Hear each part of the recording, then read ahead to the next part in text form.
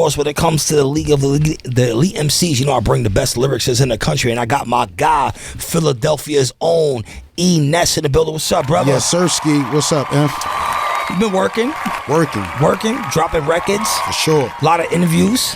Freestyles. So when it comes to like the freestyle shit, do you specifically write for platforms? Like all the freestyles we see, do you kind of maybe pull some stuff out of the archive and put things together? It'd be a combination. Yeah. But I always pride myself on new material. So I always try to bring new material to every platform. Yeah.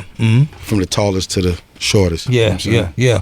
Talk to me about Philadelphia hip hop, right? Because Philadelphia, I feel like Philadelphia is such a weird space because it's east, it's north, right? But there is with certain guys that are here, it's like maybe like a southern influence, but a lot more up tempo. Has it always been that way? Not of late. Of late, they inherited the Chicago drill type of scene. Okay, so that's the tone in the city. That's just a young energy. Yeah. But we still got guys such as myself, Crack, Young Chris, Cassidy, Odes Ryder, OT the Real, Kwani, Leaf Ward. So it's just a mixture. It's a mixture of drill rap, lyricism, and it's just like a melting pot in Philly. It's just not one. You can't define a city by one type of style or one type of trait. Yeah, I gotta tell you, I was in Philadelphia 2 weeks ago. I went to this spot called Chubb's or Chubby's, and I had a trash cheesesteak. It was garbage. I was mad as hell at myself. 3 cheesecakes, $90 fucking Tone. 3. You gotta tell us you the can never go wrong with Max's. Max's is on Broad and Area Avenue. You can't miss it. And if you getting fancy, Delisandro. Should we go to Poppy's though? I mean, I feel like maybe the corner store might have a vibe. Poppy, the meat is not quality. Okay. I mean, pause, but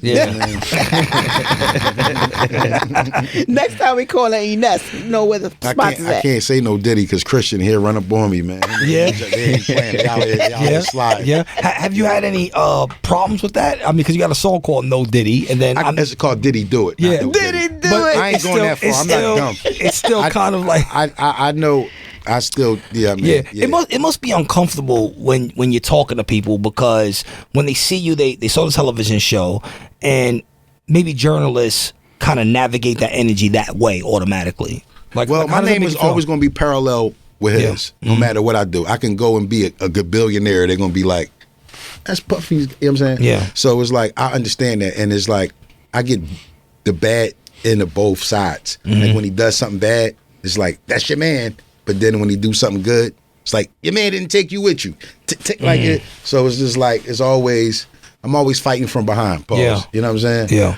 Yeah, that gotta be difficult, Tone. Like because but you get what I'm saying? Like as soon as he do something bad, it's true, that's your man. Yeah. As soon as you do something good, what happened to your man? Why didn't he bring you along? But is the energy always bad for the most part? Yeah. Because when you look at the person at the top, I always find like in these, so for example, like for me, like I have the Punchline Academy, I have a community of a bunch of unsigned artists, and if something goes wrong, when everything's going right, Inf did this, Inf did that, but if something goes wrong, it's his fault. Like it's always easy to blame the person at the top. You're always going to be the scapegoat. The spokesperson, the person out front is always going to be the scapegoat, and that's just how this game goes. You got to take the good with the bad, joy with the pain, bitter with the sweet. E Ness, I got a question for you. You've been in the industry for hell of a lot of years now. For sure. You've had the opportunity to learn the business more than from when you started with the band.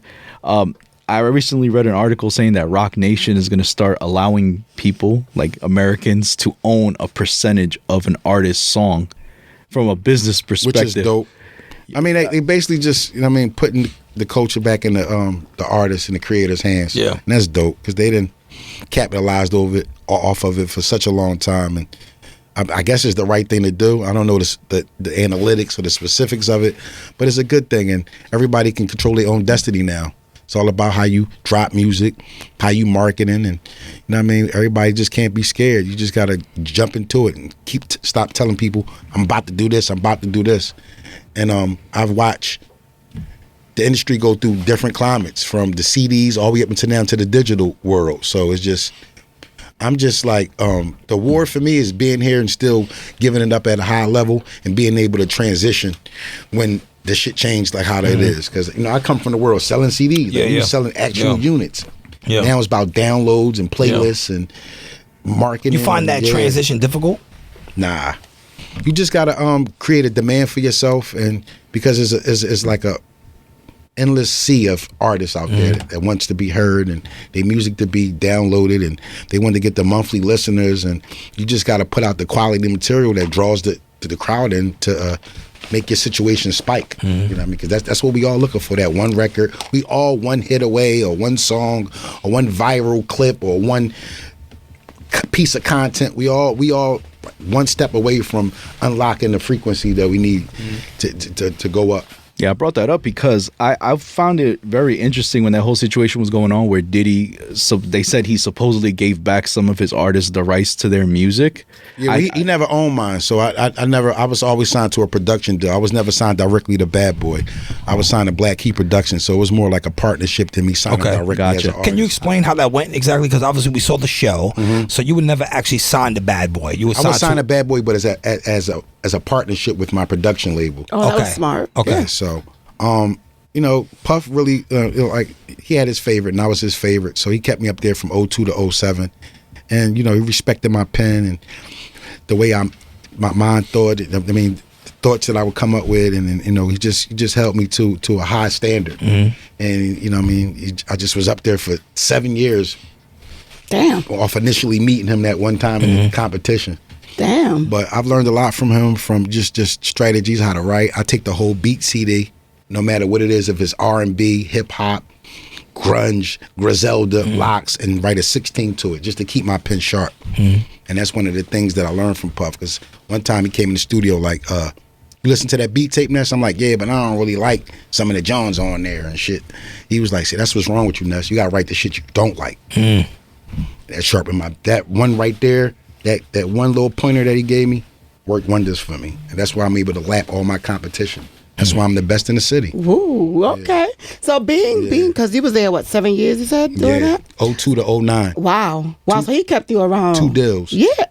Yeah, so we signed initially with Universal. That was as the group. Then in 06, I got a chance to So the people that were on the show as a group. Yep. Okay.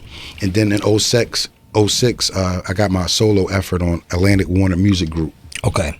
Up until 09, I was recording for my self-entitled album, Necessary. Nice. So being in that group setting, right? Because, making the band, it was like it was a competition. Yeah, it was right? competition. It was a competition. So, at the end of the day, they got to be sportsmanship, right? So besides yourself, who else you thought was nice besides you? Obviously, you was nice. Everybody was nice in their own way, and what Puff really was doing was trying to make the new age version of the Fugees. That's why he had the die line with the reggae flavor. He had the songstress. So he was trying to mimic us after like Wu-Tang meets EPMD meets the Fugees. So that was the idea behind the band. Okay, but there was other rappers on there as well. Fred was dope. Chopper was dope. Babs, East Coast, First Lady, repping Brooklyn, dope. Yeah. Myself, dope. Sarah, we had Babs up dope here. song. Shout out to Babs. Brooklyn. Yeah. You know what I'm saying? First Lady, Queen of the Ring. You keep in touch with any of them? For sure. We supposed to do a reunion tour like every year, but we really? That'd be fire. We get right there, and then somebody is that public information, or are we hearing it public first? information. We were supposed to do Radio Music Hall right before the pandemic. Yeah. And then we supposed to do a big show in DC. Is it promoters pulling out, or is it people from the band not keeping the obligations? Because obviously people got shit going on in real life. Spoiler alert: we the only group in the Making the Band series that didn't tour after the show was over. Day 26 and Danny and the Kane have still been touring. We the only group that has never toured and after why the is show that, was over. you think? Just the same reoccurring problems we had when we was on the show. Egos. That's it. But I still love my brothers and sisters. I talk to them all the time. Me and Fred got new music. Babs is actually on my new project, E Ness and Friends too. And I'm saying lead single is Fallen Soldiers featuring Dave East. Second single is Back Home featuring Black Thought from the Roots, the legendary Roots crew. I got Cassidy on there. I got what else I got on there, Twine? Tinkerbella from Baddies. I got Bumblebee. She a female artist out of Philly. Yeah, I think Bumblebee had cancer or something, right? Like no. She had like some shit. Yeah. It might be another Bumblebee, but she's a younger artist. Okay, so she's in her early 20s. She was just on the Bagview joint, arguing about SO and Jay-Z being hotter and all that shit. The new shit. The new gossip. Sure. Yeah, the Punchline Academy, SiriusXM, Shade 45. I got my guy E Ness in the building. Let's debut this new record with Dave East. Talk about this record, the name of the song, where the fans can find that. Fallen Soldiers featuring my Harlem brethren, Dave East. Just a record, man. introspective record talking about, the trials and tribulations of growing up in the hood, the people that you lose, people that pass, and then just reflecting on that, man. And Dave hopped on it and killed it. Yeah. Okay. Well, brand new heat here on the Punchline Academy, and then you know what time it is. The Punchline Academy freestyle with E Ness is happening here on Shade 45.